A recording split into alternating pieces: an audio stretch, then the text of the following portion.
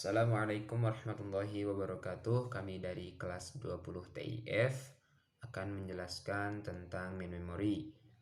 Nah, di sini kelompok kami terdiri dari 4 orang, di antaranya Anggia Putri Wulan Suci, saya sendiri Azhar Abdul Rafiq Sujana, lalu ada Hammadun Rizal Ausab dan M. Gilang Osama. Nah, di sini saya akan menjelaskan tentang pengertian main memory, peranan dari main memory, serta tipe-tipe memori komputer. Yang pertama itu pengertian main memory. Ya, main memory ini merupakan media penyimpanan dalam bentuk array yang disusun dalam word atau byte. Nah, kapasitas dari penyimpanan ini bisa sampai jutaan susunan. Lalu setiap word atau byte ini biasanya memiliki alamat tersendiri. Nah, data yang disimpan pada memori utama ini atau data yang disimpan pada main memory ini memiliki sifat yaitu volatile, di mana jika tidak dialiri dengan aliran listrik, maka informasi yang ada pada memori tersebut akan hilang. Lalu slide yang selanjutnya ada peranan dari main memory, yaitu berfungsi sebagai penyimpanan sistem aplikasi, sistem pengandalian, serta data yang sedang beroperasi atau yang sedang diolah. Nah, semakin besar kapasitas memori akan meningkatkan kemampuan komputer tersebut. Nah, memori ini diukur dengan KB atau MB. Lalu ada tipe dari memori komputer. Yang pertama itu ada RAM, yang kedua ada ROM, yang ketiga ada CMOS memory, dan ada virtual memory. Nah, RAM merupakan memori yang bekerja saat menggunakan komputer. Nah, biasanya RAM ini paling banyak digunakan. Nah, data dan program yang disimpan dalam RAM ini bersifat volatile, sama seperti yang tadi telah dijelaskan. Itu jika tidak dialiri dengan aliran listrik, maka informasinya akan hilang. Lalu ada jenis ROM, yaitu tipe khusus untuk memori chip yang menyimpan software yang dapat dibaca, bukan ditulis. Lalu ada CMOS memory, yaitu sebuah chip bertenaga baterai yang pada motherboard yang itu menyimpan pengaturan BIOS dan memberikan data saat komputer tidak menyala. Lalu ada virtual memory, yaitu merupakan teknik yang memisahkan antara memori logis dan memori fisiknya. Nah, memori logis ini merupakan kumpulan keseluruhan halaman dari suatu program tanpa memori virtual. Nah, biasanya memori logis akan langsung dibawa ke memori fisik, ke memori utama. Nah, baik, di sini saya akan menjelaskan jenis-jenis RAM berdasarkan cara kerja. Di mana yang pertama itu ada namanya Dynamite RAM. Dynamite RAM itu merupakan Dynamite Random Access Memory yang jenis memorinya semikonduktor yang dapat mempertahankan kontennya hanya untuk periode yang sangat singkat. Dan oleh karena itu harus terus disegarkan dengan membaca kontennya dalam interval pendek. Nah, yang kedua itu ada namanya Static RAM. Static RAM ini biasanya dijelasin merupakan penyimpanan data dalam bentuk statik. Nah, untuk Dynamite RAM ini itu dibagi menjadi beberapa. Yang pertama adanya fastpack mode Dynamite RAM, Integer Data Output Dynamite RAM, Cyronius Dynamite RAM, Rambus Dynamite RAM, Double Data Rate SD RAM.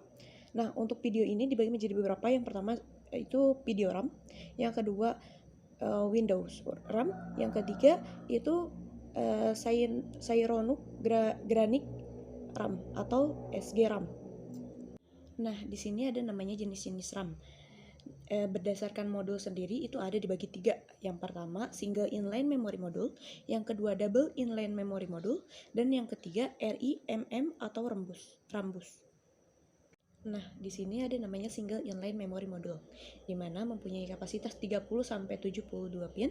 Memori SIMM atau single inline memory module 30 pin untuk kegunaan fisik pada zaman 80286 sehingga 80486 dan beroperasi pada 16 bit.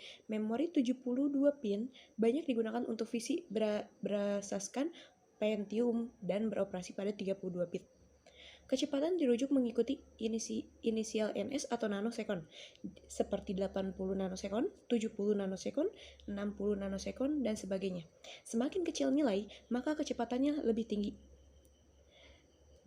Dynamic RAM dan attended data of RAM mempunyai SIMM atau sering disebut Single Inline Memory Module. Oke, pada slide selanjutnya ada Double Inline Memory Module atau DIMM. DIMM ini berkapasitas 168 pin, kedua belah modul memori ini aktif, setiap permukaan adalah 84 pin. Ini berbeda daripada SIMM yang hanya berfungsi pada sebelah modul saja, menyokong 64 bit penghantaran data. SDRAM atau Synchronous DRAM menggunakan DIMM, merupakan pengganti dari DRAM, FPM, atau Fast Page Memory dan EDO. SDRAM ini adalah pengatur memori supaya sama dengan CPU clock untuk pemindahan data yang lebih cepat dan terdapat dalam dua kecepatan yaitu 100 MHz dan 133 MHz. Kemudian di slide selanjutnya ini ada RIMM atau Rambus. RIMM ini adalah sejenis SDRAM yang dibuat oleh Rambus. DRDRAM digunakan untuk CPU dari Intel yang berkecepatan tinggi. Pemindahan data sama seperti DDR, SDRAM, tetapi mempunyai dua saluran data untuk meningkatkan kemampuan. Juga dikenali sebagai PC800 yang berkelajuan 400 MHz, beroperasi dalam bentuk 16 bit bukan 64 bit. Pada saat ini, kecepatan DRDRAM berkecepatan 1066 MHz yang dikenal dengan RIMM atau Rambus Inline Memory Module.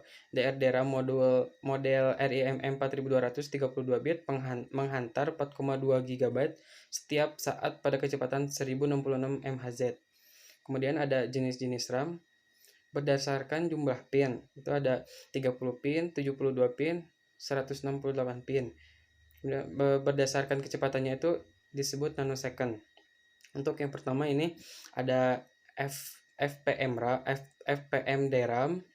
FPM DRAM ini adalah RAM yang paling pertama kali ditancapkan pada slot memori 30 pin mainboard komputer, di mana RAM ini dapat kita temui pada komputer tipe 286 dan 386. Memori jenis ini sudah tidak lagi diproduksi atau sudah jarang sekali diproduksi. Kemudian jenis yang kedua ada yaitu EDORAM. Nah, RAM jenis ini memiliki kemampuan yang lebih cepat dalam membaca dan mentransfer data dibandingkan dari RAM yang sebelumnya. Slot memori untuk EDORAM ini adalah 72 pin. Bentuk EDORAM lebih panjang daripada RAM, yaitu bentuk Single Inline Memory Module atau SIMM, memiliki kecepatan lebih dari 66 MHz. Jenis-jenis RAM berdasarkan jumlah pin dan berdasarkan jumlah kecepatannya. Nah, yang pertama itu BEDORAM. RAM ini merupakan pengembangan dari EDORAM yang memiliki kecepatan lebih dari 66 MHz. Nah, selanjutnya yaitu SDRAM atau Synchronous Dynamic Random Access Memory. Nah, RAM jenis ini memiliki kemampuan setingkat di atas EDORAM. Slot memori untuk SDRAM adalah 168 pin dan bentuk SDRAM adalah Dual Inline Memory Module atau disebut DIMM. Nah, SDRAM ini memiliki kecepatan di atas 100 MHz.